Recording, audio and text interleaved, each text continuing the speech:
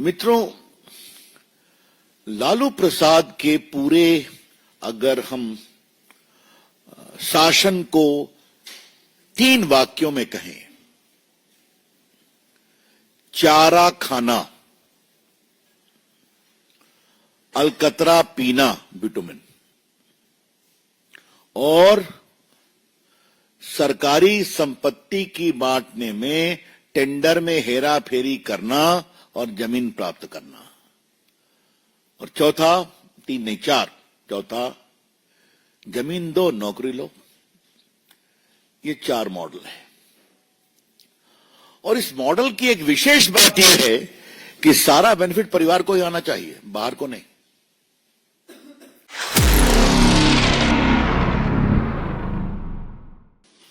और उनकी पत्नी आदरणीय राबड़ी जी के खिलाफ आरोप तय किए। ये आरोप बहुत गंभीर हैं। ये आरोप हैं सरकारी संपत्ति के आवंटन में भ्रष्टाचार, कॉन्स्पिरेसी,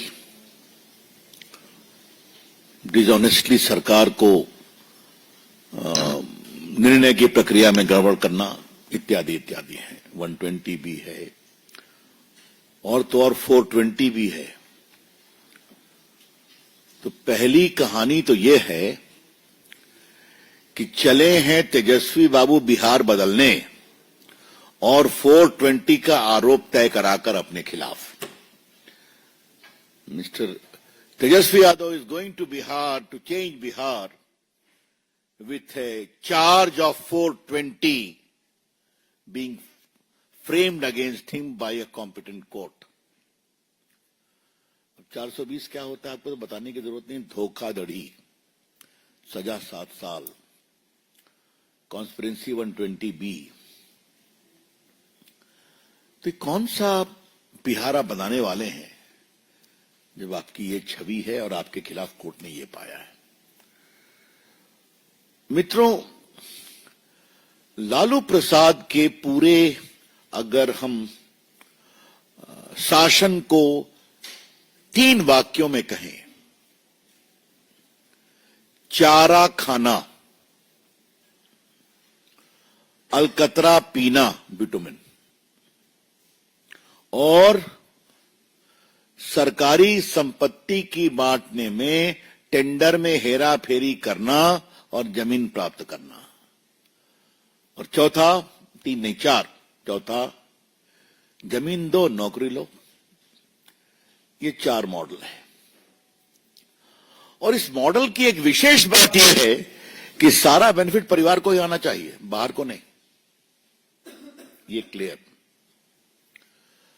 आज थोड़ा मैं आपको बताना चाहता हूं, जमीन की तो चर्चा बहुत हुई है, जमीन दो नौकरी लो, और इसको ध्यान रखिए, किससे? मजदूर से, क्लास 4 से। तो गरीब लोगों की हकमारी की गई और उनसे जमीन लिया गया नौकरी के पहले। यह है सामाजिक न्याय।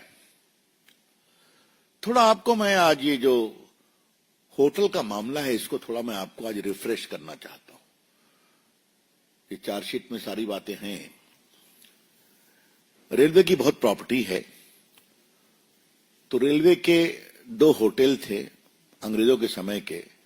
एक रांची में था, झारखंड में, बीएनआर होटल, बहुत फेमस होटल था, और दूसरा होटल था पुरी में। तो इन होटल को मेंटेनेंस के लिए रेलवे ने कहा अब हम नहीं करेंगे, किसी और को देंगे लीज पर। वहां से कहानी शुरू होती है। कहानी क्या शुरू होती है? पहले कहा एडवर्टाइज करेंगे, बाकी कहेंगे, फिर लालू प्रसाद के निर्देश हुए कि नहीं ये कर दो, फिर लीज का टर्म चेंज कर दो, और करते कराते पटना के सुजाता होटल के ऑपरेटर्स को उसके लिए काबिल बनाया गया, एलिजिबल, कि तुम अप्लाई कर सकते हो। और उसके पश्चात रोचक बात क्या हुई?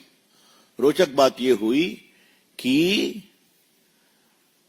सिर्फ एक टेंडर, इनके टेंडर को सही पाया गया, बाकी सबको रिजेक्ट कर दिया गया।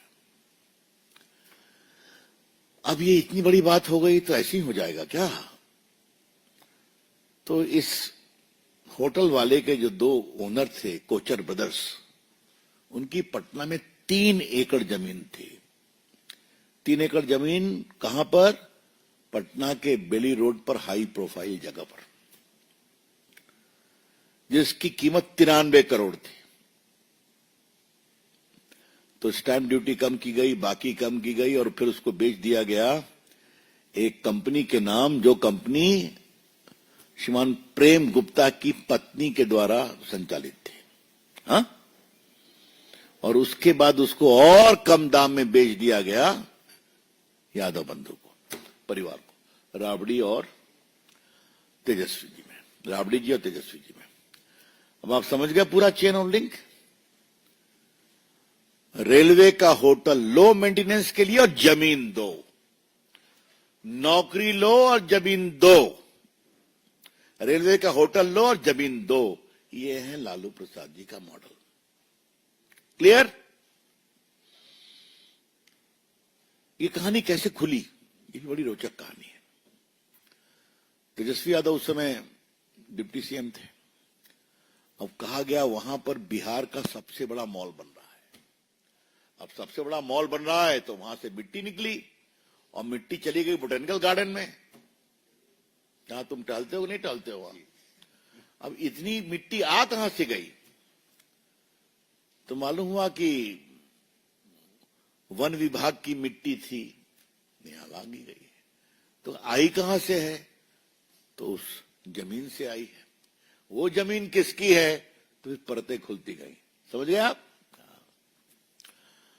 ये क्या मतलब है? कोई लूट की हद होती है क्या? आपको मालूम है कि जैसा चर्चा कई बार किया है कि मैं चारा घोटाले को एक्सपोज करने वाला वकील था। पीआईएल में नहीं बहस की थी, हाई कोर्ट में, सुप्रीम कोर्ट में तो और बड़े वकील लोग आए थे। 2 साल लड़ाई हुई थी। लालू जी को सजा हो चुकी है, संभवतः 12 साल की सजा है ना, 12 साल की सजा है। हमें लगा एक बार काफी डकार लिया चारा, अब तो ठंडा होना चाहिए ना। तो अलकतरा घोटाले का भी वही हाल है, अब उसमें भी सजा चल रही है। हमने कहा अब तो शांति होनी चाहिए, तो फिर जमीन के बदले नौकरी। हमने कहा अब भी शांति होनी चाहिए, तो रेलवे के होटल में भी भ्रष्टाचार, उसके अलॉटमेंट में। कितनी भूख है, कितना लूटेंगे लालू प्रसाद उनके परिवार? ये सवाल हम उठाना चाहते हैं। मैंने सुना है कि शायरी लिखी गई है तेजस्वी यादव के द्वारा। मैं उसकी, जब तक सांप्रदायिक ताकतें देश पर काबिज होगी